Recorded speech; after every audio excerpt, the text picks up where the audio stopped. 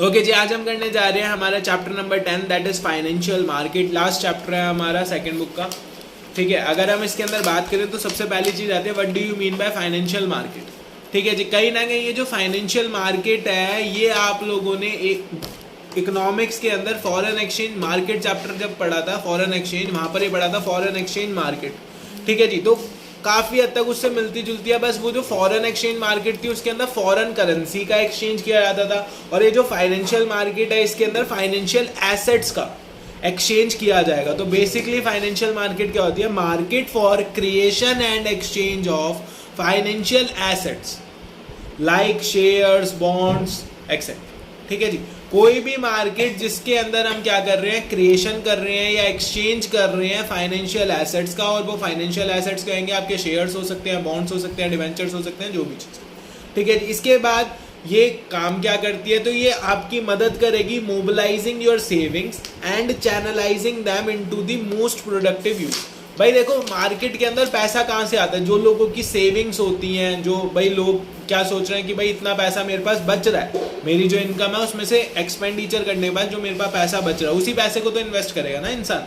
तो उस सेविंग को मोबिलाइज करके इस तरीके से चैनलाइज करा जाता है कि उसका मोस्ट प्रोडक्टिव यूज किया जा सके। ठीक है जी, ये मार्केट ही मदद करती है किस चीज में? जो सेवर्स होते हैं और इन्वेस्टर्स होते हैं उनके बीच में लिंक बनाने में। ठीक है जी, सेवर्स जो लोग पैसा सेव कर रहे हैं, ठीक है, या इन्वेस्टर्स जो हैं हमारे, जो इन्वेस्ट करना चाहते हैं, उनके बीच में एक लिंक बनाने में हेल्प करती है। उसके बाद कोई भी पर्सन या इंस्टीट्यूशन जिसकी मदद से जो फंड्स वगैरह उनको एलोकेट करा जाता है, ठीक है जी, वो सारे के सारे लोगों को क्या कहा जाता है? Financial intermediaries. कोई भी इंस्टीट्यूशन जो कि ऊपर फाइनेंशियल मार्केट का काम कर रहा था, यानी कि वो जो फंड्स वगैरह थे उनको चैनलाइज कर रहा है, ठीक है, या उसके बाद मोबिलाइज कर रहा है, ठीक है जी, या एलोकेट कर रहा है आपको यूनिट्स, जो भी शेयर्स वगैरह की यूनिट्स हैं वो आपको मिल रही हैं, तो उस पर्सन को क्या बोला जाता है, या इंस्टीट्यूशन को क्या बोला जाता है? Financial intermediaries. ये आपका एमसीक्यू में एक क्वेश्चन आ सकता है। फाइनेंशियल इंटरमीडिएटरीज आर, सॉरी, इसके अंदर आपसे ये पूछा जा सकता है द पर्सन और institution by which allocation of units is done. फिर नीचे आपको ऑप्शन दिए जा सकते हैं, तो वहां पर आपका आंसर होगा फाइनेंशियल इंटरमीडिएटरीज। ठीक है जी, उसके बाद फाइनेंशियल मार्केट का काम क्या होता है? फाइनेंशियल मार्केट का काम होता है जो बोरोवर्स हैं और जो लैंडर्स हैं उनको आपस में एक साथ लेकर के आना, और उसके बाद जो फंड्स हैं उनकी अवेलेबिलिटी को यूज करके दोनों का काम चलवाना। भाई देखो, बोरोवर को फंड चाहिए, इन्वेस्टर को क्या करना है, या सॉरी लैंडर को क्या करना है? अपने फंड्स को चढ़ाना है कहीं पर, ठीक है जी, यूज करना उनको, ठीक है, तो इन्वेस्ट करना है। तो वो पर्सन क्या कर, मार्केट क्या करती है? आपस में उनको मिलवाती है, उसकी वजह से क्या हुआ? उन फंड्स का मोस्ट प्रोडक्टिव यूज किया जा सके। ठीक है जी, अब हमारी ये जो फाइनेंशियल मार्केट है इसके अंदर कैसे कैसे चीज़ें आती हैं? हाउस होल्ड, यानी कि जो सेवर्स हैं वो आ जाएंगे। फिर बैंक्स एंड फाइनेंशियल मार्केट, ये काम बैंक भी करते हैं। शेयर्स का हम लोगों ने इकोनॉमिक्स में पढ़ा था, मनी एंड बैंकिंग में पढ़ा था। कमर्शियल बैंक का एक फंक्शन था ये कि भाई वो क्या करती है? शेयर्स वगैरह के अंदर भी डीलिंग करती है। ठीक है जी, उसके बाद फर्म्स जो कि क्या है? इन्वेस्टर्स, बिजनेस फर्म्स इन्वेस्टर्स है ना। ठीक है जी, तो इस तरीके से ये प्रोसेस चलता है फाइनेंशियल मार्केट का। अगर फंक्शंस की बात करें तो सबसे पहला फंक्शन होता है mobilization of saving and channelizing them into the most productive use. जो सेविंग है उनको मोबिलाइज करना है। देखो, मेरा पैसा एक जगह रखा हुआ है, बढ़ेगा तो नहीं उससे। भाई मेरे घर के अंदर मैंने पलंग, अपना पूरा जो पलंग है उसको पैसों से भर रखा है, बढ़ तो नहीं सकता ना वो पैसा। लेकिन अगर उस पैसे को वहां से निकाल करके किसी प्रोडक्टिव यूज के अंदर लगाया जाएगा तो देयर आर चांसेस कि वो पैसा बढ़ जाए। ठीक है, but still there are chances कि वो पैसा कम भी हो सकता है। ठीक है, बट हम यहाँ पर पॉजिटिव को ही हमेशा सोच करके चलेंगे। ठीक है जी, तो फाइनेंशियल मार्केट क्या करती है? जो आपकी सेविंग्स हैं उनको मोबिलाइज करती है और फिर चैनलाइज करती है उनको मोस्ट प्रोडक्टिव यूज में, ताकि उनसे आप और ज़्यादा सरप्लस फंड को कमा सकें। ठीक है जी, इसके बाद helps in price determination. Price determination में कैसे मदद करती है? ये पॉइंट काफी ज्यादा पूछा जाता है, तो ध्यान से सुनिएगा। Financial market helps in interaction of सेवर्स and investors. भाई एक बात होता है, जो फाइनेंशियल मार्केट मदद करेगी इन्वेस्टर्स और सेवर्स की कि वो आपस में कांटेक्ट में आ सके या उनके बीच में इंटरेक्शन हो सके, तो उसकी वजह से क्या होता है? उसकी वजह से आपका जो प्राइस होता है ना उसको डिटरमाइन करने में मदद मिलती है। कैसे मदद मिलती है? नॉर्मल सी बात है, देखो मेरी जो प्रॉपर्टी है भाई, मैंने कह दिया मैं तो 50 लाख की बेचूंगा, ठीक है, लेकिन उसका एक एक्यूरेट रेट जो है ना वो आपको तभी पता चलेगा जब 10 लोग उसको देखने के लिए आएंगे, तब आपको पता चलेगा भाई ये प्रॉपर्टी 40 लाख 45 लाख तक का माल है, 50 लाख का माल नहीं है ना, इस तरीके से। तो वो चीज़ यहाँ पर होती है, ठीक है, ये बात क्लियर। इसके बाद अगर हम बात करें next, provides liquidity to financial assets. अब लिक्विडिटी का मतलब क्या होता है?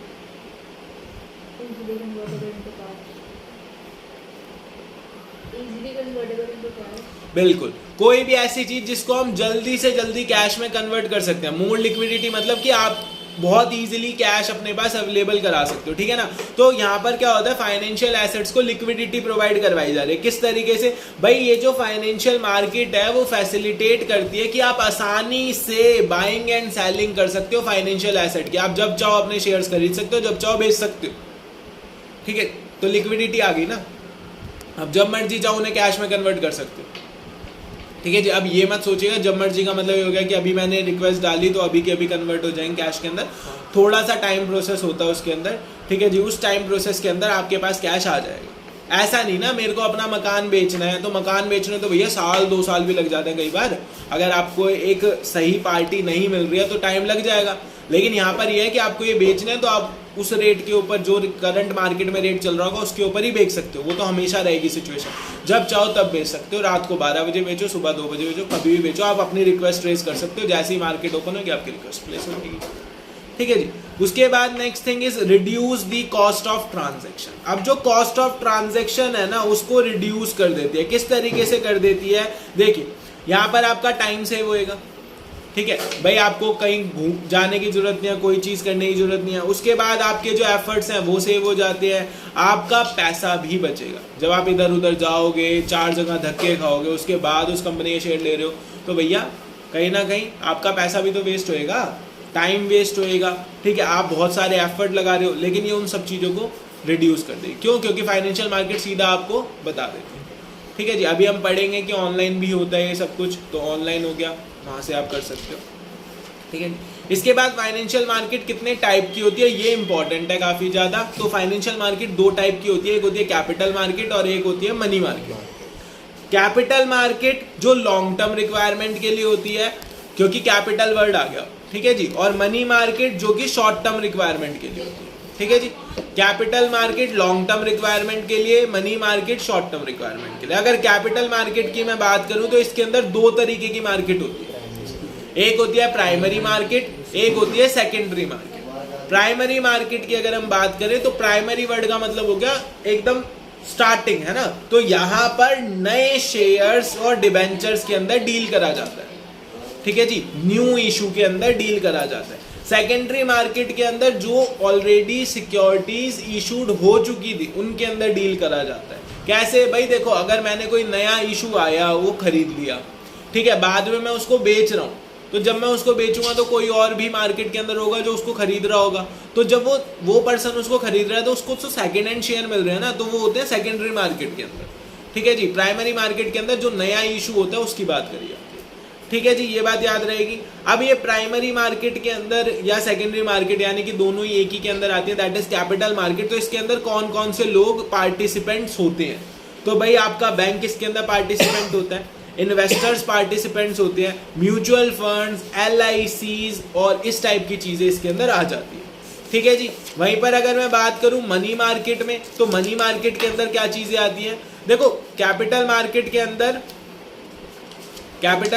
अंदर जो है आपके आ रहे थे शेयर्स, ठीक है जी। मनी मार्केट के अंदर आपके शेयर्स नहीं आते, मनी मार्केट के अंदर आपके आते हैं treasury bill, commercial paper, call money, certificate of deposit, commercial bills. ये क्या होते हैं अभी हम पढ़ेंगे डीपली, ओके जी। तो इसके अंदर पार्टिसिपेंट कौन होते हैं?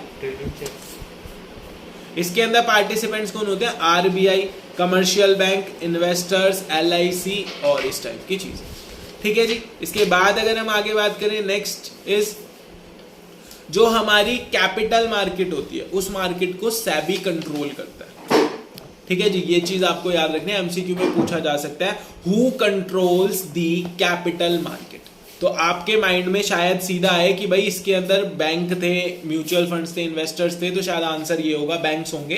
तो इसका आंसर SEBI है। SEBI की फुल फॉर्म शाबाश, एकदम सही बोला भाई का रिप्लाई कुछ तो होती, पेपर के अंदर आती है SEBI की फुल फॉर्म, कुछ तो होती है। तो होगा कुछ तो होती है। लिख के जा सकते हैं आप? हाँ एक काम करो, लिख हाँ, लिया याद आ गया। ओके जी, अब बात कर रहे हैं हम लोग हमारी मनी मार्केट के बारे में, क्योंकि जो हमारी कैपिटल मार्केट है वो ऑलरेडी हमारे माइंड के अंदर समझ आ गया। मनी मार्केट इंपॉर्टेंट है क्योंकि उसके अंदर कुछ ऐसी टर्म्स आई हैं जो हमने पहले नहीं सुनी है, अगर सुनी भी है तो हमें क्लियर नहीं है वो क्या होती है। ठीक है जी, तो मनी मार्केट मैंने आपको बता दिया, ये वो मार्केट होती है जिसके अंदर शॉर्ट टर्म फंड्स या सिक्योरिटीज के अंदर डील करा जाता है। ठीक है जी, और शॉर्ट टर्म का मतलब क्या है, ऐसी सिक्योरिटीज जिनका जो पीरियड होता है वो अप टू 1 ईयर होता है। ठीक है जी, मैक्सिमम पीरियड 1 साल तक का होता है। ओके जी, इसके अंदर मेजर पार्टिसिपेंट कौन थे, RBI था, कमर्शियल बैंक्स थे, नॉन बैंकिंग फाइनेंस कंपनीज जिन्हें NBFC बोला जाता है। ठीक है जी, NBFCs बेसिकली वो कंपनीज होती हैं जो कि लोन वगैरह के अंदर काम करती है, यानी उनका बैंकिंग का काम नहीं है लेकिन फाइनेंस का काम होता है। ठीक है जी, उसके बाद स्टेट गवर्नमेंट, कॉर्पोरेट हाउसेस और म्यूचुअल फंड्स, ये सब चीजें इसके अंदर आई।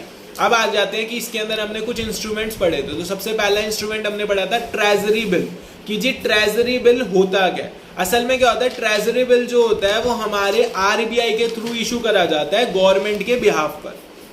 ठीक है जी, ट्रेजरी बिल क्या है, ट्रेजरी बिल जो होता है वो इशू करा जाता है RBI के थ्रू। किसके बिहाफ पर करता है RBI, सेंट्रल गवर्नमेंट के बिहाफ पर करता है। क्यों करता है, ताकि जो शॉर्ट टर्म रिक्वायरमेंट है फंड्स की, अगर गवर्नमेंट को कोई शॉर्ट टर्म रिक्वायरमेंट है फंड्स की, तो वो शॉर्ट टर्म रिक्वायरमेंट को फुलफिल करने के लिए हमारा जो RBI है वो ट्रेजरी बिल को इशू करेगा सेंट्रल गवर्नमेंट के बिहाफ पर। बिल्कुल जी, ठीक है जी। इसके बाद अगर हम बात करें तो इनका जो ये जो इशू होते हैं वो इनकी फेस वैल्यू के प्राइस से लोअर प्राइस पर इशू करे जाते हैं। भाई सामने वाला पर्सन आपको पैसा दे रहा है तो नॉर्मल सी बात है, अगर आप जो उस चीज की वैल्यू उतनी वैल्यू पर अगर आप इशू करोगे तो चांसेस कम है कि वो खरीदेगा। लेकिन अगर आप लोअर वैल्यू पर दोगे और आप उसको ये लालच दे रहे हो कि जब हम आपको पैसा रीपे करेंगे तो पार पर करेंगे, यानी कि अगर 100 रुपए का एक ट्रेजरी बिल है, ठीक है, वैसे तो ट्रेजरी बिल का एक अमाउंट होता है फिक्स्ड, की इससे कम का नहीं होता। ठीक है जी, मैं अभी एक एग्जांपल दे रहा हूँ। 100 रुपए का अगर एक ट्रेजरी बिल है तो आप लोग क्या करने वाले हैं, 100 रुपए का बिल 90 रुपए पर इशू करेंगे और जब रीपेमेंट करेंगे तो पूरे 100 रुपए वापस करेंगे। ठीक है जी। इसके बाद अगर हम बात करें तो ट्रेजरी बिल जो है वो मिनिमम अमाउंट होता है उनका 25,000 रुपए। एक ट्रेजरी बिल का मिनिमम जो प्राइस है वो 25,000 रुपए होता है। ठीक है जी, और इसके मल्टीपल्स में हो सकता है, यानी कि 25,000 के ही मल्टीपल्स में हो सकता है। 25 का हो सकता है, 50 का हो सकता है, 75, 1 लाख, 1,25, 1,50, 1,75, 2 लाख, इस तरीके से होगा, यानी कि 25,000 के मल्टीपल्स में ही होगा। जैसे आप बैंक अगर ATM पर जाते हैं और ATM के अंदर अगर 500 के नोट नहीं है तो फिर वो आपको कहता है 500 के और 100 के नोट अगर उसमें अवेलेबल नहीं है, 2000 के नोट है, तो फिर वो आपको कहेगा प्लीज अपने डिनोमिनेशंस को 2000 के मल्टीपल्स में ही प्लेस कर। अगर आप उसके अंदर 6000 लिखोगे तो आपको मिल जाएंगे पैसे, 7000 लिखोगे पैसे नहीं मिलेंगे, 8000 लिखोगे मिल जाएंगे, 7.5 लिखोगे नहीं मिलेंगे। ठीक है जी, क्यों? क्योंकि उसके अंदर नोट ही 2000 के। तो उसी तरीके से ट्रेजरी बिल जो है वो 25,000 के डिनोमिनेशन में ही होता है। ठीक है जी, इनको जीरो कूपन बॉन्ड्स के नाम से भी जाना जाता है। आपसे बोर्ड के एग्जाम में पूछा जा सकता है the other name of treasury bill is, तो that is zero coupon bond. या फिर आपको डेफिनेशन में आ सकता है 3 नंबर में, what do you mean by zero coupon bonds. बहुत बार CBSE ने पूछा जीरो कूपन बॉन्ड्स के बारे में। ठीक है जी, ऑलमोस्ट ये लगा लो हर दूसरे साल पूछता है CBSE जीरो कूपन बॉन्ड्स के बारे में। तो बच्चा कहाँ फंस जाता है, वो कहता है जी मैंने तो जीरो कूपन बॉन्ड्स पढ़े ही नहीं। जो ट्रेजरी बिल होते हैं उन्हीं का नाम होता है जीरो कूपन बॉन्ड्स। ठीक है जी, इसके अंदर आप ये लिखोगे they are issued by the RBI on behalf of central government for the short term needs of the funds. ठीक है जी, they are issued at a price which is lower than their face value but repaid at par value. ठीक है जी, they are in the multiples of 25,000 rupees. Their other name is treasury bill. This is also known as treasury bill, बस बात करें 3 number पास हो गए। ठीक है जी, इसके बाद अगर हम आगे बात करें, the second thing is commercial paper. Commercial paper क्या होते हैं? कमर्शियल पेपर होते हैं हमारे short term unsecured promissory note होते हैं जो कि इशूड करे जाते हैं लार्ज क्रेडिट वर्थी कंपनीज के लिए। ठीक है जी, जो क्रेडिट वर्थी कंपनीज होती हैं हमारी, बड़ी बड़ी कंपनीज होती हैं जिनके ऊपर मतलब एक ट्रस्ट वाली बात होती है कि हाँ भाई ये कंपनीज पैसा दे देंगी, ठीक है, तो उनके थ्रू इशू करे जाते हैं। ठीक है जी, किस लिए? शॉर्ट टर्म फंड्स को रेज करने के लिए। और ये जो शॉर्ट टर्म फंड्स को वो रेज भी करते हैं, थोड़ा लोअर रेट होता है इंटरेस्ट का मार्केट रेट से। मार्केट में अगर 10% का इंटरेस्ट रेट चल रहा है तो ये 8% के करीब इनको इशू करते हैं।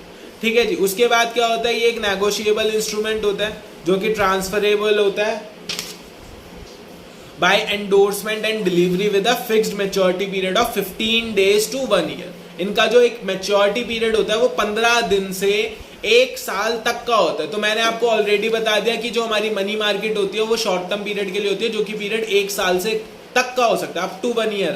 तो जो कमर्शियल पेपर्स हैं उनका जो पीरियड होगा वो 15 दिन से 1 साल तक का हो सकता है।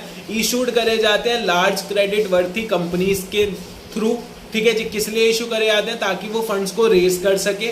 ठीक है जी, lower than the market interest rate. Okay जी, बस यही है इसके अंदर, और कुछ। इनके सोर्सेज क्या होते हैं? क्यों कंपनी करती है? तो वर्किंग कैपिटल की रिक्वायरमेंट के लिए, या कोई सीजनल नीड आ गई, भाई जिस काम में कंपनी मतलब जिस फील्ड में कंपनी काम कर रही है उसका भी एक पर्टिकुलर सीजन होता है तो उस टाइम पर ज़्यादा पैसे की जरूरत होती है, वो चीज़ आ गई। ठीक है, उसके बाद एक होती है ब्रिज फाइनेंसिंग।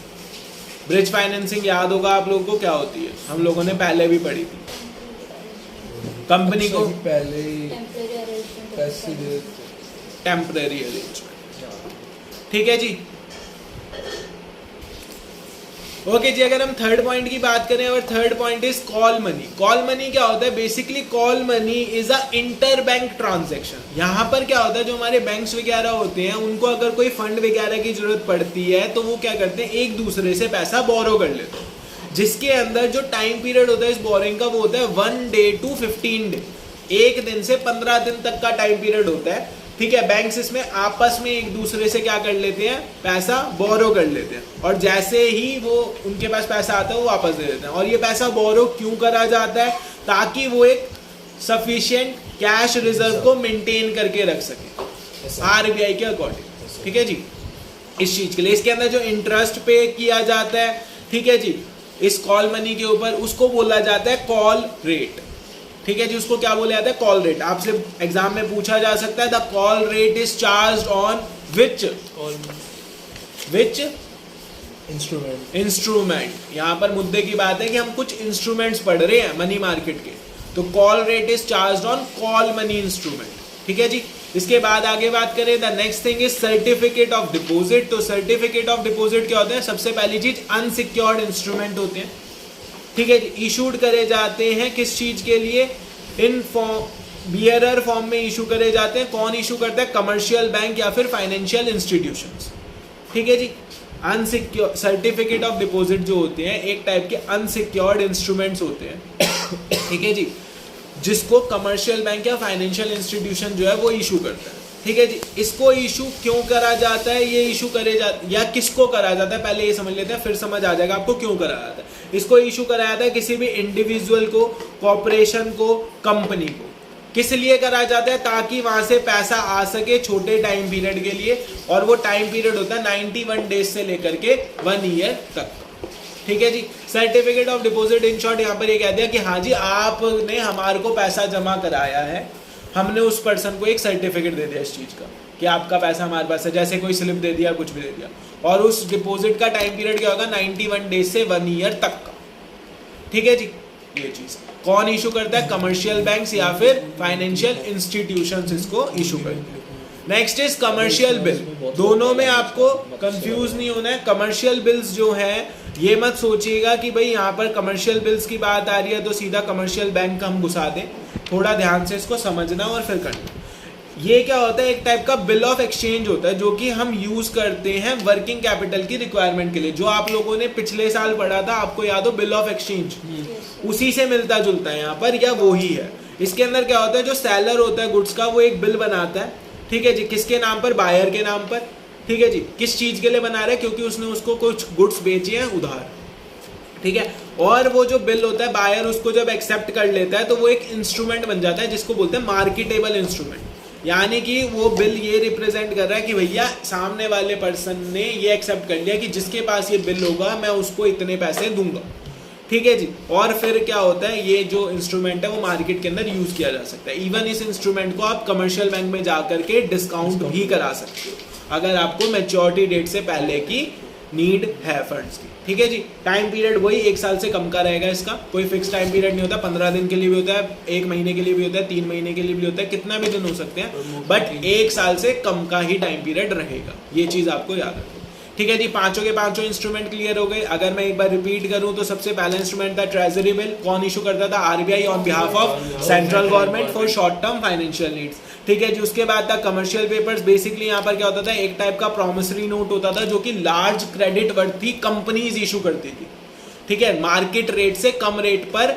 लोन लेने के लिए, इंटरेस्ट रेट, ठीक है जी। उसके बाद किस लिए लेती थी? वर्किंग कैपिटल की रिक्वायरमेंट के लिए या फिर सीजन नीड्स के लिए, इन चीज़ों के लिए। फिर था कॉल मनी, जिसके अंदर जो कमर्शियल बैंक्स होते थे अगर उन्हें कुछ पैसों की जरूरत होती तो आपस में एक दूसरे से वो लोग कुछ पैसा ले लेते थे, ठीक है जी, जिसका टाइम पीरियड होता है 1 दिन से 15 दिन के, 1 दिन से 15 दिन का, ठीक है। इसके बाद सर्टिफिकेट ऑफ डिपॉजिट, जो कि कोई कमर्शियल बैंक या फाइनेंशियल इंस्टीट्यूशन जो होता था वो इशू करता था, ठीक है जी। अनसिक्योर्ड इंस्ट्रूमेंट होता है, सिक्योरिटी नहीं होती इसके बस में कुछ, ठीक है जी। उसके बाद इससे क्या होता है, 91 डेज से लेकर के 1 साल तक के बीच का ये टाइम पीरियड होता था। और लास्ट तक कमर्शियल बिल, जो कि आपका सेम बिल ऑफ एक्सचेंज है, एक बंदे ने दूसरे बंदे को सामान बेचा है तो वो बिल एक्सेप्ट कर लिया गया है, वहां पर वो बिल जो होता है एक लीगल बन जाता है, मार्केटेबल इंस्ट्रूमेंट बन जाता है, नेगोशिएबल इंस्ट्रूमेंट जिसको बोलते हैं, ठीक है। और फिर उस बिल को आप चाहो तो बैंक के अंदर जा करके डिस्काउंट भी करा सकते हो। बट ये डिस्काउंटिंग तभी होती है जब दोनों जो पार्टी हैं, जो बिल जिसने एक्सेप्ट करा और बिल जिसने ड्रॉ करा, both parties are well reputed in the market. ऐसा नहीं कि कोई भी 2 बंदों ने जाकर के बिल बनाया और बैंक में जाकर के दे दिया, बैंक उसको कर देगा, नहीं, ठीक है जी, ऐसा नहीं। सर अब इसका क्वेश्चन कैसे आएगा? इसका क्वेश्चन इस तरीके से आ सकता है कि जैसे मैं कहूँ आपको यहाँ पर दिया जा सकता है व्हाट इज नियर मनी। अब हमने कहीं पर नियर मनी नहीं पढ़ा, लेकिन नियर मनी का मतलब क्या है, एक ऐसा पैसा जो कि आपके बहुत ज्यादा पास रहेगा जब चाहो तब, तो short term securities are near money, ठीक है जी। उसके अलावा क्या पूछा जा सकता है, what is the other name of zero coupon bonds, या what do you mean by zero coupon bonds, तो आपको बताना है ट्रेजरी बिल को बोला जाता है जीरो कूपन बॉन्ड्स, ठीक है जी। उसके बाद which bearer certificate is issued by the banks against the deposit kept by the companies and institution for short term period. Issued by the bank है, बैंक के यहाँ पर आपका 2 चीजों में आया था, 2 ही इंस्ट्रूमेंट में आया था। एक आया था कॉल मनी के अंदर और एक आया था certificate of deposit. Call money में आपस में बैंक डील कर रहे थे, यहाँ पर है बैंक और इंस्टीट्यूशन, कंपनीज हैं, तो ये क्या हो गया, सर्टिफिकेट ऑफ डिपॉजिट हो गया, ठीक है जी। इसके अलावा क्वेश्चन क्या पूछा जा सकता है, list any 2 participant of money market. Participant of money market में क्या था, आरबीआई था, ठीक है, लार्ज कंपनीज थी, लिख सकते हैं हम। What is the minimum amount of treasury bill, 25,000 और in multiples of 25,000। Who is borrower of call money, तो कॉल मनी का बोरोवर कौन होता है, कमर्शियल बैंक ही होता है, दूसरे कमर्शियल बैंक से वो बोरो कर रहा होता है। इस तरीके के क्वेश्चन पूछे जा सकते हैं।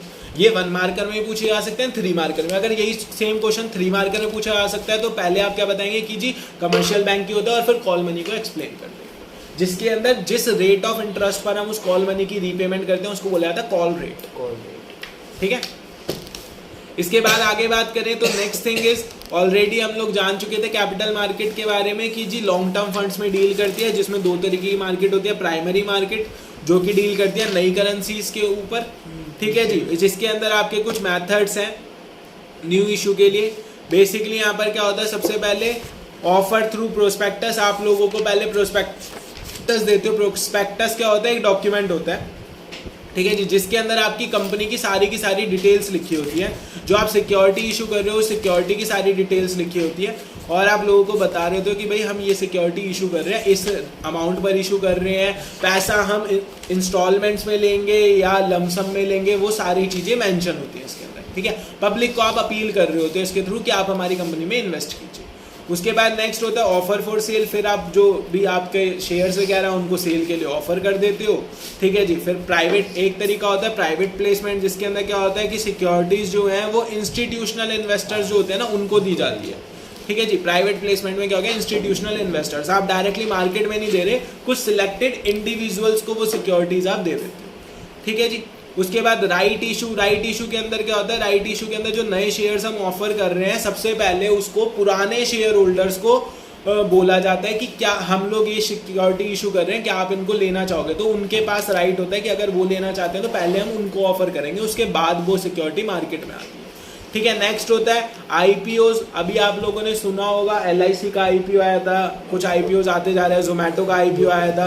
तो बेसिकली ये भी ना एक मेथड होता है जिसके अंदर आपकी जो सिक्योरिटीज होती हैं वो ऑनलाइन होती हैं स्टॉक एक्सचेंज के अंदर, और जो कंपनी होती है वो कैपिटल को इशू कर रही होती है इसके थ्रू, ठीक है जी, पब्लिक को देकर के। जैसे कि LIC का जब आईपीओ लॉन्च हुआ था तो 12,000 रुपये उसका प्राइस रखा गया था, लेकिन जिस दिन वो लॉन्च हुआ था तो शायद 10,000 के आसपास लॉन्च हुआ था, ठीक है जी। यानी कंपनी ने आपसे 12,000 रुपये लिए थे, लेकिन जिस 1 महीने का टाइम पीरियड होता है और आईपीओ के अंदर, मतलब आप 1 महीने तक चलता है वो आईपीओ, 1 महीने बाद आपको सिक्योरिटी इशू होती है। जैसे कि आईपीओ खुला है आज है 24 तारीख, 24 मार्च को अगर आईपीओ खुला है तो वो सिक्योरिटीज ऑलमोस्ट 20 से 25 तारीख के बीच में इशू की जाएंगी आपको शेयर्स। इतने टाइम के लिए कंपनी के पास पैसा आ गया। दूसरी चीज, अब वो किस रेट पर खुलेगा, ज़्यादा पर खुलेगा, कम पर खुलेगा, सेम 12,000 पर खुलेगा, वो भी नहीं पता आपको। पता चला कि जी 10,000 पर खुला, 2,000 रुपये पर शेयर आपके गए, और सिर्फ आपने तो इन्वेस्ट नहीं करा होगा, पता नहीं कितने लोगों ने इन्वेस्ट करा होगा, तो एकदम से पूरा पैसा भी मार्केट में जा सकता है, ठीक है जी। बेटा आईपीओ बेसिकली क्या होता है, हमारा यहाँ पर कोई भी जो कंपनी है अगर वो अपनी सिक्योरिटीज़ को एक ऑनलाइन सिस्टम के थ्रू सोल्ड आउट कर रही है तो वो आ जाता है आईपीओ के, ठीक है जी। इसके बाद अगर हम लोग आगे बात करें तो द नेक्स्ट थिंग इज, और आईपीओ की फुल फॉर्म बता देता हूँ, मुद्दा तो ये है ना, तेरा पूछने का मेन पर्पस ये होगा, that is initial public offer. जो इनिशियली पब्लिक को ऑफर दिया जाता है ना वो होता है आईपीओ, और अगर मैं उस आईपीओ को इलेक्ट्रॉनिकली कर रहा हूँ तो उसको EIPO बोल देते हैं, that is electronic initial public offer. हाँ शेयर भी वही होता है, लेकिन यहाँ पर क्या है आईपीओ होते हैं इनिशियल पब्लिक ऑफर, बिल्कुल स्टार्टिंग वो है, ठीक है जी। ये चीज़ हो गई। इसके बाद सेकेंडरी मार्केट, जिसके अंदर हमारे जो स्टॉक मार्केट होती है, स्टॉक एक्सचेंज होता है, जहाँ पर परचेज और सेल करी जाती है एग्जिस्टिंग कंपनी, एग्जिस्टिंग सिक्योरिटीज की, ठीक है जी, यानी ऐसी सिक्योरिटीज जो कि ऑलरेडी पहले ही इशू हो चुकी है, ओके। उसके बाद डिफरेंस आ सकता है प्राइमरी मार्केट सेकेंडरी मार्केट में। तो सिक्योरिटीज़ की बात करें, प्राइमरी मार्केट में नई सिक्योरिटीज़ होती हैं, सेकेंडरी में पुरानी होती हैं या एग्जिस्टिंग होती हैं। पुरानी वर्ड मत लिखिएगा, एग्जिस्टिंग लिखिएगा, ठीक है, एग्जिस्टिंग जो कि पहले से मार्केट में थी। प्राइमरी मार्केट का जो प्राइस होता है सिक्योरिटी का वो डिटरमाइन करती है मैनेजमेंट, और जो सेकेंडरी का होता है वो डिटरमाइन करा जाता है demand and supply market forces के थ्रू, ठीक है जी। परचेज एंड सेल, तो प्राइमरी मार्केट के अंदर जो भी सिक्योरिटीज होती हैं वो इन्वेस्टर्स को डायरेक्टली सोल्ड आउट करी जाती हैं कंपनी या इंटरमीडिएटरीज के थ्रू, लेकिन जो सेकेंडरी मार्केट होती है उसके अंदर जो इन्वेस्टर्स होते हैं वो अपनी ऑनरशिप एक्सचेंज करते रहते हैं सिक्योरिटीज़ की, भाई मैंने बेच दी किसी और ने खरीद ली, ऑनरशिप एक्सचेंज हो गई, ठीक है। उसके बाद प्लेस ऑफ मार्केट, तो जो प्राइमरी मार्केट है उसका कोई फिक्स प्लेस नहीं होता, कहीं से भी हो सकती है, कोई भी कंपनी शेयर इशू कर सकती है, लेकिन जो सेकेंडरी मार्केट होती है वो स्पेसिफाइड प्लेसेस के ऊपर ही फिक्स होती है, मतलब स्पेसिफाइड प्लेसेस होते हैं उनके, ठीक है जी। कौन कौन से होते हैं अभी डिस्कस करेंगे। उसके बाद मीडियम की बात करें तो जो प्राइमरी मार्केट है उसके अंदर बाइंग ऑफ सिक्योरिटीज होती है, सिर्फ और सिर्फ सेलिंग नहीं हो सकती, लेकिन जो सेकेंडरी मार्केट है उसमें बाइंग एंड सेलिंग दोनों होती है। भाई प्राइमरी में वो शेयर कंपनी इशू कर रही है तो आप सिर्फ खरीद सकते हो, बेच थोड़ी सकते हो शेयर को। सेकेंडरी मार्केट में जो आपके पास शेयर है आप उसको बेच भी सकते हो, कोई पुराना शेयर आप खरीद भी सकते हो, ठीक है जी। अब इससे क्वेश्चन कैसे पूछा जा सकता है तो ध्यान से सुनिए। Identify the market highlighted in the following statement. The market directly contributes to capital market, primary market, ठीक है जी। The market ideals in instrument whose maturity is up to 1 year.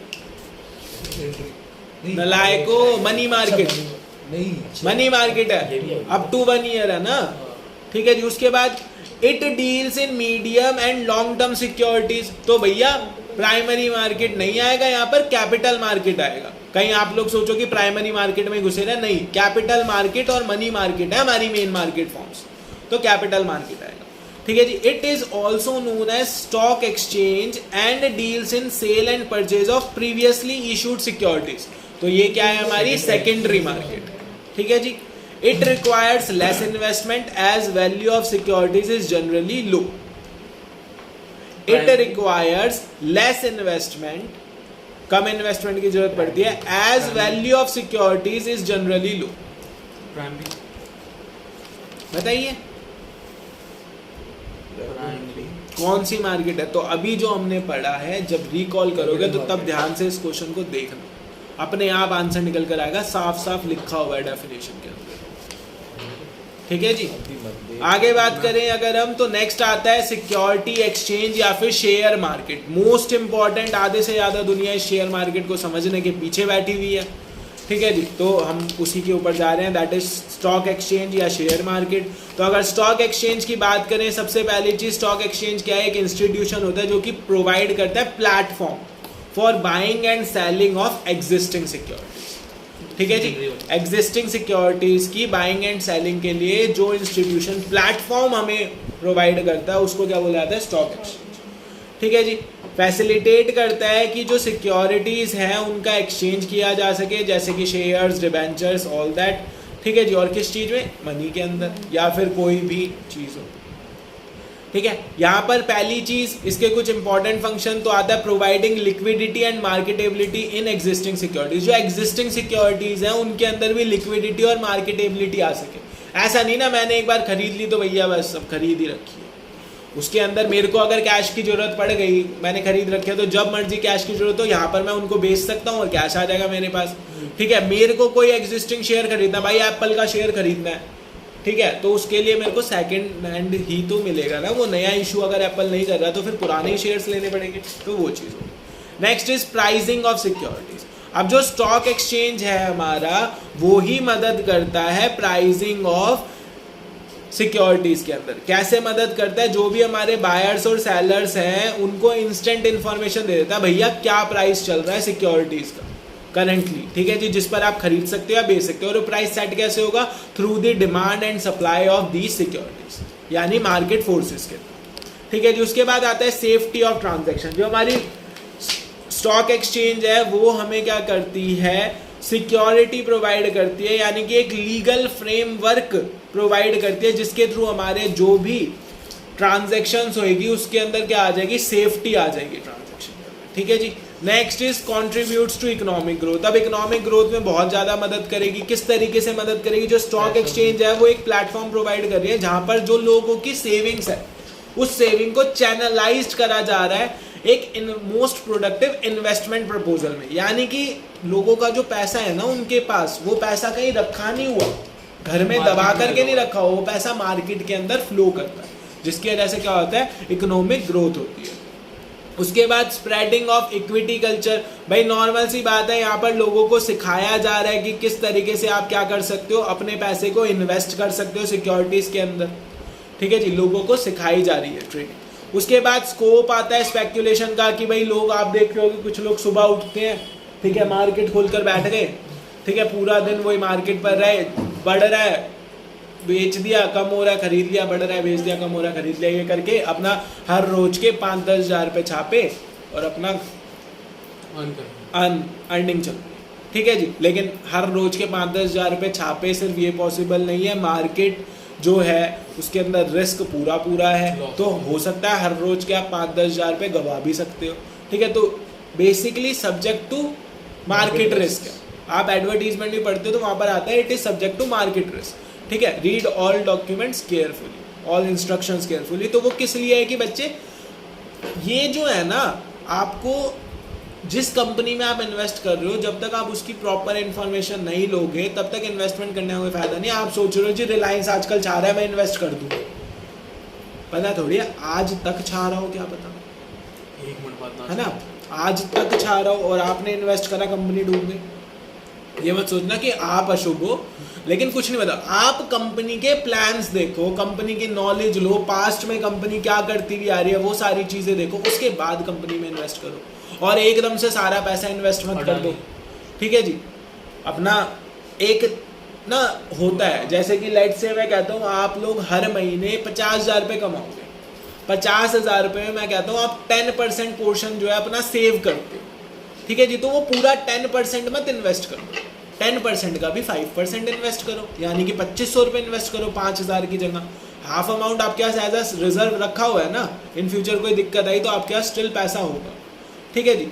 तो इस तरीके से, ये नहीं कि आप सारा पैसा घर बार सब कुछ भाई इन्वेस्ट कर दिया, देख कल सुबह मार्केट खुलेगी मेरा पैसा डबल और सारा पैसा निकाल लो, पता चला कल सुबह मार्केट खुली और मार्केट हो गई क्रैश, तो भैया सब कुछ चला गया, ठीक है। ऐसे भी लोग होते हैं जो कि इससे आज पता नहीं कितने बड़े बन चुके हैं, और ऐसे भी लोग हैं जो कि अपना सब कुछ गवा चुके हैं। मार्केट मतलब उनकी इज्जत भी नहीं है मार्केट के अंदर, क्यों नहीं है? क्योंकि भैया सब कुछ ही गवा दिया उस बंदे ने, ठीक है जी। और उन लोगों को क्या, क्योंकि ये एक स्पेक्यूलेशन है काइंड ऑफ, ठीक है जी भाई, एक टाइप का जुआ है, तो उन लोगों को दुनिया जुआरी बोलती है जिन्होंने गवा दिया, ठीक है। और जो बन गए उन लोगों को दुनिया इन्वेस्टर्स बोलती है, हाँ। भाई इन्वेस्टर है, ठीक है जी। देखो दोनों चीजें हैं यहाँ पर, दिमाग से चलोगे हर रोज थोड़ा थोड़ा, एक तरीके से ना अगर मैं आपको जनरली कहूँ, stock market is a kind of ocean, ठीक है, ओशियन है ये, पूरा का पूरा आप अपने घर नहीं लेकर जा सकते, ठीक है जी। अगर ले जाने की कोशिश करोगे तो इसके अंदर ही खत्म हो जाओगे इसमें से, लेकिन रोज एक जग्गा पानी, एक मग पानी अपने घर आप ले जा सकते। जिस दिन आप ये चीज सीख जाओगे, दैट मीन्स लालच, जिस दिन आप अपने दिमाग से लालच वर्ड हटा दोगे, उस दिन आप मार्केट को समझना सीख जाओगे। मार्केट को जब समझना सीख जाओगे तो रोज प्रॉफिट कमा करके अपना साइड हो जाओगे, ठीक है जी। ये चीज़ हो, तो स्टॉक मार्केट बहुत, जिसे बोलते हैं ना, एक ओशियन ही है, बहुत गहरा है भैया। एक बार अगर अंदर कूद गए ना तो फिर बाहर निकलना पॉसिबल नहीं होता, ठीक है जी। लेकिन अंदर क्यों कूदना, कोने से बैठ करके बढ़िया बाल्टी भरी और अपना घर चल दिए, रोज बाल्टी भरो और घर चले जाओ, तो आप लंबे टाइम तक टिकोगे। अब सोचो मैं तो अंदर जाऊंगा मोती निकाल करके लाऊंगा, तो भैया वो लाखों में एक होता है, मोती भी लाखों में एक ही होगा ना। अब लाख लोग अंदर घुसेंगे, मोती एक है तो एक को ही मिलेगा, बाकी सब तो अंदर खारा पानी है, खत्म। तो वही सेम चीज़ है यहाँ पर, ठीक है। तो इसीलिए मैं आप लोगों को ये सब चीज़ें क्यों बता रहा हूँ, क्योंकि अब जैसे ही आप 12th क्रॉस करोगे तो आगे चल करके कॉलेज के अंदर भी सीखोगे काफ़ी कुछ स्टॉक एक्सचेंज के बारे में, एडवर्टीजमेंट्स देखोगे, यूट्यूब पर वीडियोस देख रहे होंगे, क्योंकि सबको पैसा कमाना है, पैसा कमाना है, पैसा कमाना है बेटा, पैसा कमाना, ठीक है, ये एक जुनून होता है। पैसे से पैसा बनाना बहुत बड़ी बात होती है। और आप लोग तो कॉमर्स के स्टूडेंट हो, कॉमर्स वालों का काम क्या होता है, पैसे से पैसा बनाना, ठीक है जी, ये चीज़। इसके बाद अगर हम बात करें तो नेक्स्ट होता है स्टॉक एक्सचेंज का ट्रेडिंग और सेटलमेंट प्रोसीजर क्या होता है। तो सबसे पहले आपको एक ब्रोकर को सिलेक्ट करना होता है, जो कि ब्रोकर क्या करेगा, आपके लिए in short stock exchange market के अंदर ट्रेड करेगा, ठीक है जी। उसके बाद आप अपना एक डीमैट अकाउंट खुलवाते हैं, जैसे कि बैंक के अंदर आपका अकाउंट होता है आपके पैसे के लेन देन के लिए, वैसे शेयर्स के लेन देन के लिए एक डीमैट अकाउंट होता है, ठीक है जी। डीमैट अकाउंट खुलवाने के बाद आप लोग क्या करेंगे, अपने ऑर्डर्स को प्लेस करेंगे। अब जो ब्रोकर है वो ब्रोकर सब ऑनलाइन आ चुके हैं, जैसे कि आपकी ज़ीरोधा ऐप है, ठीक है जी, एंजल ब्रोकिंग है, इस टाइप के ब्रोकर्स होते हैं। तो ये सब ऑनलाइन है, आप अपने फ़ोन पर इनकी ऐप डाउनलोड कीजिए, उस पर अकाउंट बनाइए, ये खुद से आपका डीमैट अकाउंट बनवा देंगे, सारी की सारी चीज़ें हो जाएंगी और आप मार्केट के अंदर इन्वेस्ट कर सकते हैं, ठीक है जी। उसके बाद आप अपना ऑर्डर प्लेस करेंगे। ऑर्डर प्लेस होने मतलब कि अगर आप कुछ खरीदना चाहते हैं, बेचना चाहते हैं, जो भी सिक्योरिटी उसका ऑर्डर प्लेस करेंगे, फिर वो ऑर्डर आपका एग्जीक्यूट होगा, ठीक है जी। एग्जीक्यूट होने के बाद उस ऑर्डर की सेटलमेंट होएगी और ऑलमोस्ट 2 दिन तक का टाइम पीरियड लगता है इस सेटलमेंट के अंदर, ठीक है जी। इसके बाद अगर हम बात करें तो next thing is difference between capital and money market. तो कैपिटल मार्केट बेसिकली इसके अंदर कौन से पार्टिसिपेंट आते हैं, कैपिटल मार्केट में आते हैं banks, financial institution, corporate entities, investors वगैरह। मनी मार्केट में RBI, bank, financial institution, financial companies, ठीक है जी। अब मुद्दे की बात आती है कि बैंक्स दोनों मार्केट में आते हैं, फाइनेंशियल इंस्टीट्यूशन दोनों मार्केट में आते हैं, क्योंकि इनका काम ही है पैसे का लेन देन, उस पैसे को चैनलाइज करना, मोबिलाइज करना। इसीलिए दोनों में आते हैं। इंस्ट्रूमेंट तो कैपिटल मार्केट में equity shares, bonds, preference shares, debentures, ये सब चीज़ें होती है। मनी मार्केट में treasury bill, trade bill, commercial papers, ये सब चीज़ें होती हैं। ठीक है जी, ये बात क्लियर। उसके बाद इन्वेस्टमेंट आउटले की बात करें तो इसके अंदर कोई भी ह्यूज फाइनेंशियल आउटले की जरूरत नहीं है। अब आंसर जो ऊपर मैंने क्वेश्चन पूछा था शायद उसका आंसर आपको मिल गया हो। जो कैपिटल मार्केट है उसके अंदर ह्यूज फाइनेंशियल आउटले की जरूरत नहीं है। ठीक है जी, वहीं पर जो हमारी मनी मार्केट है उसके अंदर ह्यूज सम ऑफ मनी की जरूरत पड़ती है, क्योंकि ये जो इंस्ट्रूमेंट्स हैं क्वाइट एक्सपेंसिव होते हैं। भाई ट्रेजरी बिल ही 25,000 का एक, लेकिन आप अगर शेयर में इन्वेस्ट करना चाहो तो कितनी कंपनीज है जिनके शेयर 10 रुपए से कम में मिलते हैं, कितनी कंपनीज हैं जिनके शेयर 100 रुपए से कम में मिलते हैं, कितनी कंपनीज हैं बड़ी बड़ी कंपनीज जिनके शेयर 500 रुपए से कम के, 1000 रुपए से कम के। ठीक है जी, तो वो चीज़ हो गई। तो अब समझ में आ गया होगा, उसका आंसर था कैपिटल मार्केट। प्राइमरी सेगमेंट में कैपिटल सेगमेंट आता है, तो प्राइमरी बोलते हैं तो आंसर कैपिटल मार्केट है भाई, प्राइमरी नहीं बोल सकते। नहीं तो बाइसेंस में एग्जांपल प्राइमरी का तो मार्क्स कटेंगे। हाँ, कट जाएंगे। ड्यूरेशन की बात करें तो जो हमारी कैपिटल मार्केट है उसकी ड्यूरेशन होती है मीडियम या लॉन्ग टर्म, यानी 1 साल से ज़्यादा की। वहीं पर मनी मार्केट की ड्यूरेशन होती है शॉर्ट टर्म, 1 साल तक की। ठीक है जी। उसके बाद लिक्विडिटी की बात करें तो जो भी हमारी सिक्योरिटीज होती हैं कैपिटल मार्केट में वो लेस लिक्विड होती हैं, क्योंकि भाई इनका जो टाइम पीरियड है ज़्यादा है। ठीक है, अब लेकिन ना आप यहाँ पर अपना आंसर इस तरीके से नहीं लिखो, क्योंकि ये भी आप इनको जब चाहो तब मनी में कन्वर्ट कर सकते हो। तो आप यहाँ पर अपना आंसर लिखोगे these securities are less liquid as compared to money market securities. ठीक है जी, मनी मार्केट के अंदर जो सिक्योरिटीज है ना उनसे कम लिक्विड होती है। लिक्विड ये भी होती है, लिक्विड वो भी होती है, सिक्योरिटी सारी लिक्विड होती है, लेकिन ये जो होती है मनी मार्केट से कम लिक्विड होती है। ठीक है जी, और उस वाले में लिख देंगे money market instruments are highly liquid. ठीक है जी। रिटर्न की बात करें तो मनी मार्केट में लो रिटर्न है, क्योंकि इंटरेस्ट रेट वगैरह हर जगह कम था। लेकिन जो कैपिटल मार्केट है पता नहीं चलता, रातों रात आप अरबपति भी बन जाओ, कुछ नहीं पता होता। ठीक है जी। सेफ्टी की बात करें तो जो हमारी कैपिटल मार्केट है उसके जो इंस्ट्रूमेंट होते हैं वो रिस्कियर होते हैं। ठीक है जी। मनी मार्केट के जो इंस्ट्रूमेंट्स होते हैं वो सेफर होते हैं, क्योंकि उसके अंदर मिनिमम रिस्क होता है। ठीक है जी, ये बात क्लियर। इसके बाद अगर हम बात करें तो कुछ सर्विसेज हैं, डिपॉजिटरी सर्विस और डीमैट अकाउंट। तो अगर मैं डिपॉजिटरी सर्विसेज की बात करूं तो यहाँ पर क्या आ जाते हैं कि डिपॉजिटरी कौन होते हैं, वो एक इंस्टीट्यूशन होते हैं, ऑर्गेनाइजेशन होते हैं जो कि क्या करते हैं, सिक्योरिटीज को होल्ड करके रखते हैं। ठीक है जी। इलेक्ट्रॉनिक फॉर्म के अंदर जिन सिक्योरिटीज के अंदर क्या होती है, ट्रेडिंग होती है। भाई जो आप शेयर्स वगैरह खरीद रहे हो उन शेयर्स वगैरह को इलेक्ट्रॉनिक फॉर्म में जो लोग होल्ड करके रखते हैं उन्हें क्या बोला जाता है, डिपॉजिटरीज। ये बात याद रहेगी। डिपॉजिटरीज कौन होते हैं, वो लोग जो कि वो इंस्टीट्यूशन या ऑर्गेनाइजेशन जो कि होल्ड करके रखते हैं सिक्योरिटीज को इलेक्ट्रॉनिक फॉर्म के अंदर। ठीक है जी। इसके बाद अगर हम लोग बात करें तो इनकी सर्विस जो होती है डिपॉजिटरी की, उसको बोला जाता है डिपॉजिटरी सर्विस। जो डिपॉजिटरी की सर्विस आपको प्रोवाइड कर रहा है इंस्टीट्यूशन, उस सर्विस को बोला जाता है डिपॉजिटरी सर्विस। ठीक है जी। और अगर प्रेजेंटली मैं बात करूं तो इंडिया के अंदर सिर्फ 2 ही डिपॉजिटरीज हैं। First one is NSDL, that is national securities depository limited, and the second one is CDSL, central depository services limited. ठीक है जी। और इनको बोला जाता है DPs, क्योंकि 2 हैं तो इसलिए DPs की फुल फॉर्म डिपॉजिटरी पार्टिसिपेंट्स। ठीक है जी। यही 2 हमारी डिपॉजिटरीज ऐसी हैं जो कि आपको इलेक्ट्रॉनिक फॉर्म के अंदर सिक्योरिटीज को अवेलेबल कराती है। ठीक है, ये बात याद रहेगी।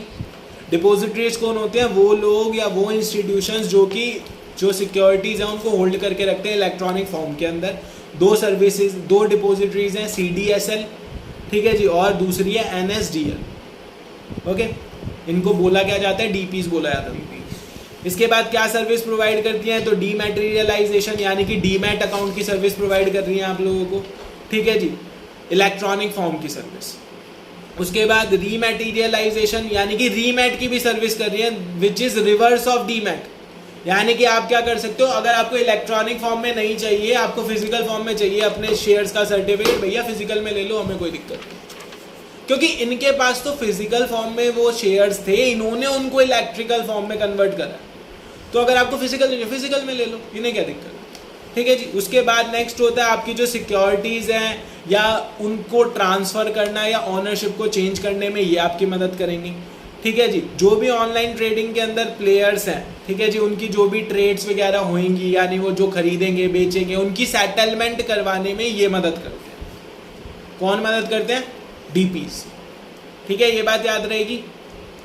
और आज के टाइम पर अगर मैं बात करूं तो ऑनलाइन ट्रेडिंग ही है कंपनीज के लिए जो कंपलसरी कर दी गई है।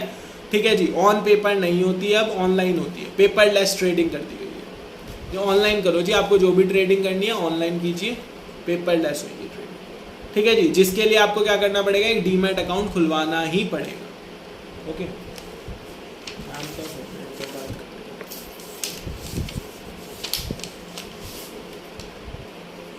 ओके जी। अगर इसके बाद हम लोग बात करें तो there are some certain players जो कि पार्टिसिपेट करते हैं ट्रेडिंग सिस्टम के अंदर। ठीक है जी, कुछ प्लेयर्स होते हैं जो कि पार्टिसिपेट करते हैं ट्रेडिंग सिस्टम के अंदर। उन प्लेयर्स में सबसे पहले होते हैं डिपॉजिटरी, क्योंकि अगर यही नहीं होंगे तो इलेक्ट्रॉनिक फॉर्म के अंदर आपको सिक्योरिटीज नहीं मिलेंगी। सेकंड होते हैं डिपॉजिटरी पार्टिसिपेंट। ये लोग कौन होते हैं? ये लोग होते हैं वो जो कि ओपन कराते हैं अकाउंट ऑफ इन्वेस्टर और मेंटेन करते हैं सिक्योरिटी रिकॉर्ड्स को। ठीक है जी, एक हो गए डिपॉजिटरी जो कि इलेक्ट्रॉनिक फॉर्म में शेयर्स को आपके लिए होल्ड करके रख रहे हैं। फिर डिपॉजिटरी पार्टिसिपेंट जिनका काम क्या होता है? जो भी आपकी सिक्योरिटीज वगैरह उनके रिकॉर्ड्स को मेंटेन करके रखना। फिर होते हैं इन्वेस्टर, जो वो पर्सन जो कि डील करना चाहता है शेयर्स में, जिसके नाम पर जो सिक्योरिटीज है वो रिकॉर्ड करी जाएंगी। और last one is issuing company, वो कंपनी जिसके थ्रू सिक्योरिटीज को इशू करा जाए। ठीक है जी। इसके बाद बेनिफिट्स की बात करें डिपॉजिटरी सर्विस तो सेल और परचेज होती है सारी की सारी स्टॉक एक्सचेंज के अंदर। एक सेव टाइम करती है आप लोगों के लिए, टाइम काफ़ी ज़्यादा बचा देगी। भाई जब सारा का सारा काम ये लोग कर रहे हैं आपके लिए तो फिर आपका टाइम बचेगा, आपको तो सिर्फ एक क्लिक करना है, सिक्योरिटीज आपकी परचेज हो जाएगी। ठीक है जी। बैकग्राउंड प्रोसेसिंग सारी ये लोग कर रहे हैं आपके बिहाफ पर। ट्रांजैक्शन की कॉस्ट काफ़ी ज़्यादा लोअर आती है। अगर आप इसके अंदर देखेंगे तो शायद से जितना मुझे पता है 0.5 या 1% तक की कॉस्ट टाइम की, उससे ज़्यादा नहीं होती। ठीक है जी, 0.5 या 1, हाँ ऑलमोस्ट इतनी ही है कॉस्ट। इसके बाद अगर हम बात करें तो ईज इन ट्रेडिंग करना काफ़ी ईजी हो जाता है, क्योंकि आपको एक प्लेटफॉर्म दे देते हैं जिस प्लेटफॉर्म पर आप ट्रेडिंग कर सकते हो। ट्रांसपेरेंसी रहेगी ट्रांजैक्शन में, क्योंकि आपको साफ साफ सारा का सारा रिकॉर्ड मेंटेन करके मिलेगा। आप जब चाहो तब देख सकते हो कि मैंने 1 साल पहले भी कौन सी सिक्योरिटीज बेची थी या खरीदी थी, सब कुछ आपको मिल जाएगा आपके उस अकाउंट के अंदर। ठीक है जी। कोई भी यहाँ पर काउंटर फीटिंग नहीं होगी सर्विसेज की, यानी कि मैं कहूँ तो कोई भी यहाँ पर धोखाधड़ी घपलाबाजी नहीं होगी। उसके बाद कोई भी फिजिकल प्रेजेंस नहीं होती इन्वेस्टर्स की नेसेसरी। भाई आपकी फिजिकल प्रेजेंस जरूरी नहीं है कि आप वहाँ जा करके ये सारा काम करोगे, अपने घर पर बैठ करके क्या मैं तो कहता हूँ कि आप लोग खाना खाते खाते भी आपको कोई लग रहा है ये शेयर खरीदना, खरीद सकते हो। फिजिकल प्रेजेंस की कोई जरूरत नहीं। ठीक है जी। इसके बाद अगर हम बात करें ये डीमैट अकाउंट क्या होता है, तो बच्चे डीमैट अकाउंट बेसिकली एक शॉर्ट फॉर्म है, इसका फुल नेम होता है डीमैटीरियलाइज्ड अकाउंट। ठीक है जी। डीमैट जो है एक शॉर्ट फॉर्म है, इसकी फुल फॉर्म है डीमैटीरियलाइज्ड अकाउंट। ठीक है जी। जो कि क्या होता है, एक ऐसा अकाउंट होता है जिसको इंडियन सिटीजन्स जो हैं ओपन करवाते हैं, किस चीज़ के लिए? अगर उन्हें ट्रेडिंग करनी है तो। ठीक है जी। इसके अंदर अब अगर मैं बात करूं तो पार्टिसिपेंट कौन कौन हो सकते हैं? बैंक से हो सकते हैं, स्टॉक ब्रोकर्स हो सकते हैं। ओके जी। इसके बाद अगर हम लोग बात करें तो जो डीमैट अकाउंट है वो आपका एक इलेक्ट्रॉनिक फॉर्म में होता है। ठीक है जी। किस फॉर्म में होता है? इलेक्ट्रॉनिक फॉर्म में। ओके जी। इसको एक्सेस करने के लिए आपको इंटरनेट चाहिए और अपनी ट्रांजैक्शन का पासवर्ड चाहिए। जब आप ये अकाउंट फॉर्म करोगे तो आपकी एक आईडी होगी, आईडी पासवर्ड होगा, वो चाहिए और इंटरनेट चाहिए, तब आपका ये अकाउंट एक्सेस हो सकता है। ठीक है जी। उसके बाद ओपनिंग ऑफ डीमैट अकाउंट कैसे होता है, तो सीधा सीधा आप डीमैट अकाउंट, ये काफ़ी बार बोर्ड के एग्जाम में पूछा गया, how does demat account open, तो ध्यान से सुन लीजिए। डीमैट अकाउंट आपका जो है वो ओपन किया जा सकता है same line as that of bank account. जिस तरीके से आप लोग बैंक अकाउंट ओपन करवाते हैं ना, उसी तरीके से डीमैट अकाउंट ओपन हो जाता है। आप ऑफलाइन भी करवा सकते हैं ओपन, उस ब्रोकर के पास जा करके, या फिर ऑनलाइन भी करवा सकते हैं। आजकल हर एक बैंक के अकाउंट ऑनलाइन होते हैं, है ना, ओपन। एक बार फिर आपको बैंक जाना पड़ता है, यहाँ पर वो चीज़ भी जरूरत नहीं होती। ठीक है जी। आप क्या करेंगे, जो भी हमारी डीपी है उनके पास एक प्रिस्क्राइब्ड अकाउंट ओपनिंग फॉर्म होता है, वो फॉर्म आप फिल करेंगे और आपका अकाउंट ओपन कर दिया जाएगा डीमैट अकाउंट। जिसके अंदर आपको एकदम अपनी सही डिटेल्स भरनी होती हैं, पैन कार्ड की डिटेल देनी होगी, आधार कार्ड की डिटेल देनी होगी, फोटोग्राफ देनी पड़ती है आप लोगों को, ठीक है, रेजिडेंस प्रूफ देना पड़ता है, आइडेंटिटी प्रूफ मैंने बता दिया, पैन कार्ड और आधार कार्ड, ठीक है जी, ये आपको डॉक्यूमेंट्स देने होते हैं। डीमैट अकाउंट का बेनिफिट क्या है, पेपर वर्क खत्म, सब कुछ ऑनलाइन होएगा। भाई आप जो भी शेयर्स वगैरह खरीदोगे पेपरलेस है सब कुछ, है ना जी, पेपर वर्क खत्म हो गया। उसके बाद जो भी आपकी ट्रांसफ़र के अंदर जो शेयर्स वगैरह ट्रांसफ़र के अंदर कुछ लॉसेस होते थे या आपके सर्टिफिकेट चोरी हो गए, ठीक है, पेपर खो गए, डॉक्यूमेंट खो गए, वो सब खत्म, उस आईडी के अंदर जो कुछ है वो आपका है, ठीक है जी। उसके बाद जो स्टैंप ड्यूटी वगैरह लगती थी उन शेयर्स के ऊपर वो सब खत्म, भैया ज़रूरत ही नहीं है, सब कुछ ऑनलाइन है। वो नॉमिनल से एक फ़ीस कटती है, जो कि कटती है वो कटेगी और आपके शेयर्स आपके पास, ठीक है। उसके बाद लिक्विडिटी आ गई और स्पीडी ट्रांजैक्शंस होंगी। भाई अभी मैं पेपर आज ढूंढूंगा, फिर निकालूंगा, फिर वहाँ जा रहा हूँ, पता चलो ऑफिस बंद होने का टाइम हो गया। ऑफिस तो 24/7 नहीं खुलता ना, लेकिन एप्लीकेशन तो आप जब चाहो, जहाँ चाहो, जिस जगह चाहो उस वक्त खुल जाएगी, ठीक है जी, कुछ भी करते हुए खोल सकते हो आप एप्लीकेशन को। इसके बाद अगर हम बात करें तो next thing is foreign investors को भी अट्रैक्ट कर रही है, ठीक है जी, यानी कि आप फॉरेन के अंदर भी इन्वेस्ट कर सकते हो और फॉरेन कंपनी वाले इंडिया के अंदर इन्वेस्ट कर सकते हैं।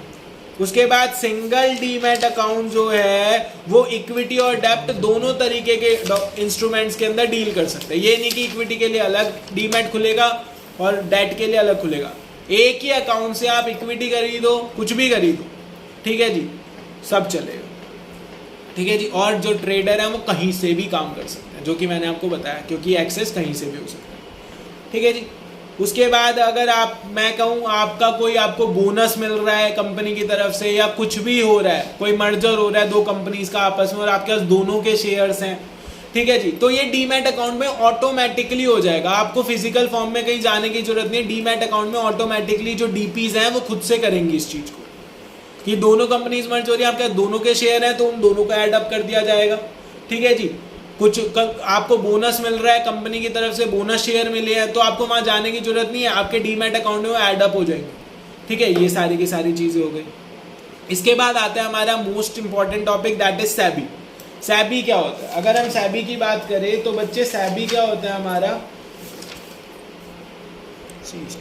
ओके जी, हमारा टॉपिक है सैबी। दैट इज सबसे पहली चीज, सैबी की फुल फॉर्म आपसे पूछी जा सकती है आपके बोर्ड के एग्जाम में एज ए एमसीक्यू, तो इसकी फुल फॉर्म होती है securities exchange board of India, ठीक है, securities and exchange board of India. सबसे इंपॉर्टेंट चीज, बहुत सारे बच्चे इसकी फुल फॉर्म किस तरीके से लिखी हुई आ सकती है, securities and exchange board of India is the correct form. लिखा जा सकती है security exchange board of India, गलत है। Stock exchange board of India, गलत है। Stock and exchange board of India, गलत है। Securities and exchange board of India, ठीक है। इसके बाद अगर हम बात करें तो इसको एस्टैब्लिश करा गया था 12 अप्रैल 1988 में, ठीक है जी। इंटरिम एडमिनिस्ट्रेटिव बॉडी के तौर पर इसको बनाया गया था और इसके बाद इसको स्टैट्यूटरी कर दिया गया था 30 जनवरी 1992। स्कैम 1992 आपने देखी होगी, तभी उसके अंदर सैबी का बहुत बड़ा एक आपको पता चला होगा सैबी क्या होता है क्या नहीं होता। तो 30 जनवरी 1992 में इसको ला दिया गया था और किसके थ्रू लाया गया था, एक्ट ऑफ पार्लियामेंट जिसको बोला जाता है सैबी एक्ट 1992, ओके जी। इसके बाद ये इसका इंटरेस्ट हर एक चीज़ में है, चाहे कोई नया इन्वेस्ट मतलब न्यूली सिक्योरिटीज़ में इन्वेस्ट कर रहा हो, चाहे कोई एग्जिस्टिंग सिक्योरिटीज़ में कर रहा हो, हर एक टाइप की सिक्योरिटीज़ में। ऑब्जेक्टिव क्या होते हैं, स्टॉक एक्सचेंज को रेगुलेट करना और जो भी सिक्योरिटीज़ है मार्केट के अंदर उनको प्रमोट करना कि वो ऑर्डरली फंक्शन करें, सही तरीके से फंक्शन करें। Right and interest of investors को बचा करके रखना, जो भी हमारे इन्वेस्टर्स हैं उनके राइट्स को प्रोटेक्ट करके रखना, ठीक है, उनको गाइड करना, उनको एजुकेट करना। आप देखते हो टीवी के ऊपर कितनी एडवर्टीजमेंट्स आती है म्यूचुअल फंड्स के बारे में आती है, उसमें साफ एक गाइडलाइन भी होती है कि these are subject to market risk, ठीक है। उसके बाद जो भी अगर गलत ट्रेडिंग हो रही है तो उसको प्रिवेंट करके रखना। गलत ट्रेडिंग में क्या चीज़ आती है, इंटरनल ट्रेडिंग टाइप की चीज़ें आती हैं, ठीक है जी, माल प्रैक्टिसेस वगैरह ये सब चीज़ें आती हैं। उसके बाद सैबी के कुछ फंक्शंस है। सबसे पहला रेगुलेटरी फंक्शन, जिसके अंदर हमारा जो सैबी है वो क्या करता है, रेगुलेट करता है बिजनेसेस को स्टॉक एक्सचेंज के अंदर। दूसरा है डेवलपमेंट फंक्शन, जिसके अंदर वो क्या करता है, प्रमोट करता है और डेवलप करता है स्टॉक एक्टिविटीज़ को, ठीक है जी। उसके बाद नेक्स्ट होता है प्रोटेक्टिव फंक्शन, जिसके अंदर वो क्या करेगा, प्रोटेक्ट करता है इन्वेस्टर के इंटरेस्ट को और सेफ्टी देता है उसकी इन्वेस्टमेंट के ऊपर। ठीक है जी। इन शॉर्ट सेम चीज ये आ रही है जो आपने पढ़ा था स्टॉक एक्सचेंज मार्केट के फंक्शन में, सॉरी फॉरेन एक्सचेंज मार्केट के फंक्शन में, इको में पढ़ा था, तो उसमें हैजिंग फंक्शन था, यहाँ पर आ गया प्रोटेक्टिव फंक्शन। ठीक है जी। उसके अंदर आपका नेक्स्ट था, अगर आपको याद हो तो क्रेडिट फंक्शन था और ट्रांसफर फंक्शन था। ठीक है जी। तो डेवलपमेंट और रेगुलेटरी फंक्शन उसी के अंदर से आते हैं। उसके बाद अगर हम लोग बात करें तो फंक्शंस ऑफ सेबी, तो रेगुलेटरी फंक्शन के अंदर आपकी क्या क्या चीजें आती हैं, रूल्स एंड रेगुलेशंस को फ्रेम करना। ठीक है जी। ब्रोकर्स के रजिस्ट्रेशन, सब ब्रोकर्स के रजिस्ट्रेशन, उसके बाद म्यूचुअल फंड्स हैं या कोई भी इन्वेस्टमेंट स्कीम्स हैं उन सब के रजिस्ट्रेशन। ठीक है जी। Regulation of stock brokers, portfolio exchange, underwriters, merchant bankers, इन सब के रेगुलेशंस। उसके बाद कोई भी टेक ओवर बिड्स हो रही है कंपनीज की, यानी कंपनी आपस में एक दूसरे को टेक ओवर कर रही है, उनका रेगुलेशन। उसके बाद कोई भी फीस वगैरह या चार्जेस लग रहे हैं तो वो चेक करना कि एज पर दी एक्ट लग रहे हैं या नहीं। ठीक है जी। नेक्स्ट डेवलपमेंट फंक्शन में ट्रेनिंग ऑफ इंटरमीडिएटरीज, जो भी इंटरमीडिएटरीज है उनकी ट्रेनिंग करवाना, research and publishing useful information. उसके बाद undertaking measures to develop capital market by adopting flexible approach, यहाँ पर जो हमारी कैपिटल मार्केट है उसके लिए कुछ ऐसे मेजर्स जिसके थ्रू वो डेवलप हो सके, अब वो अप्रोच रिजिड नहीं होगी, फ्लेक्सिबल होगी। ठीक है जी। उसके बाद एजुकेट करना है इन्वेस्टर्स को ताकि उनकी अंडरस्टैंडिंग और ज़्यादा बढ़ सके। उसके बाद क्या करना, परमिट करना इंटरनेट ट्रेडिंग, भाई इंटरनेट के थ्रू ट्रेडिंग। ठीक है जी। उसके बाद अगर मैं प्रोटेक्टिव फंक्शन की बात करूं तो कोई भी फ्रॉडुलेंट एक्टिविटी ना हो, इस चीज़ को देखना। ठीक है। इनसाइडर ट्रेडिंग को चेक करते रहना, इंश्योर करना इन्वेस्टर की प्रोटेक्शन को, प्रमोट करना फेयर प्रैक्टिसेस को, कोड ऑफ कंडक्ट को मार्केट के अंदर, और लास्ट वन आएगा कि प्राइस रिगिंग के ऊपर आप चेक करते रहो, कहीं ऐसा ना हो प्राइस अपनी मर्जी से कंपनी फ्लक्चुएट कर रही हो मार्केट के बेस पर ही। ठीक है जी।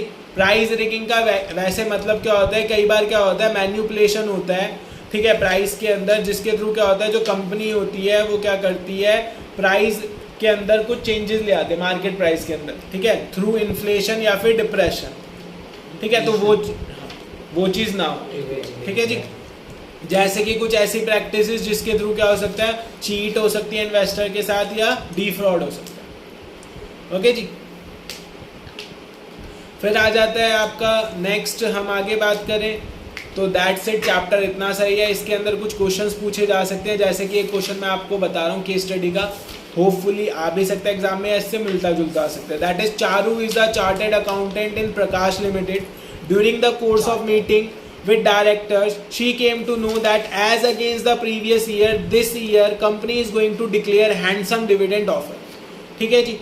It is observed that when such news become public, then the share market jumps up. ये हमने पिछले चैप्टर में पढ़ा है 9 चैप्टर के अंदर कि जब कंपनी डिसीजन मेकिंग लेती है, वो डिविडेंड डिसीजन लेती है, तो हमें मार्केट को भी देखना होता है कि अगर हम ज़्यादा डिविडेंड देंगे तो जो इन्वेस्टर्स हैं वो लोग क्या आएंगे, हमारे से खुश होंगे और ज़्यादा इन्वेस्ट करने की सोचेंगे। लोग सोचेंगे कि भाई ये कंपनी अच्छा डिविडेंड देती है, इसमें इन्वेस्ट करो। ठीक है जी। तो अब तक तो वही चीज़ आई। उसके बाद considering it, Charu purchase large number of company share before this news reached the people. Charu ने क्या करा, वो जो शेयर्स थे खुद पहले खरीद लिए इस न्यूज़ को पब्लिक होने से पहले। ठीक है जी। Identify type of malpractice used by Charu. Charu ने यहाँ पर कौन सी माल प्रैक्टिस यूज करी, बता सकता है कोई मुझे? नहीं। Insider trading. उसने क्या करा यहाँ पर, इनसाइडर ट्रेडिंग। कंपनी की इनसाइड न्यूज उसके पास थी, उसे पता था शेयर्स के ऊपर अच्छा खासा डिविडेंड मिलेगा, शेयर खरीद डाले, और बाद में लोग उन शेयर्स की डिमांड करेंगे। जब डिमांड करेंगे तो मार्केट के अंदर डिमांड बढ़ेगी तो प्राइस बढ़ेगा, उस टाइम पर वो महंगे रेट पर उन शेयर को बेच सकते हैं। ये तो उसके कंज्यूमर एक्ट वो भी तो था। नहीं, ये इनसाइडर ट्रेडिंग अंदर की वो न्यूज़ बताओ, इनसाइडर ट्रेडिंग। ठीक है। इसके बाद अगर हम बात करें next, name the authority which regulate such behaviour, right any 3 other functions of this authority. तो अथॉरिटी कौन है? SEBI, securities and exchange board of India. ठीक है जी। अदर 3 फंक्शन बताने हैं इसके अंदर आप लोगों को, तो इसके अलावा आप और 3 फंक्शन बता दीजिए। मार्केट को रेगुलेट करती है, ठीक है, ऑनलाइन ट्रेड प्रैक्टिसेस को रेगुलेट करती है, और मार्केट के अंदर कोई भी माल प्रैक्टिसेस ना हो, इन सब चीज़ों का ध्यान रखती है। ठीक है जी। अब इसका लिखना कैसे है, मतलब कि अगर फंक्शन पूछेगा तो कोई भी तीन लिख कोई भी तीन लिख दो। तीन से अलग अलग हेडिंग कोई भी तीन लिख दो, कोई भी तीन फंक्शन पूछे गए, कोई भी तीन, ठीक है जी। इस तरीके के क्वेश्चन पूछे जाते हैं आप। ओके, दैट्स इट, हमारे चैप्टर सिर्फ इतना सा।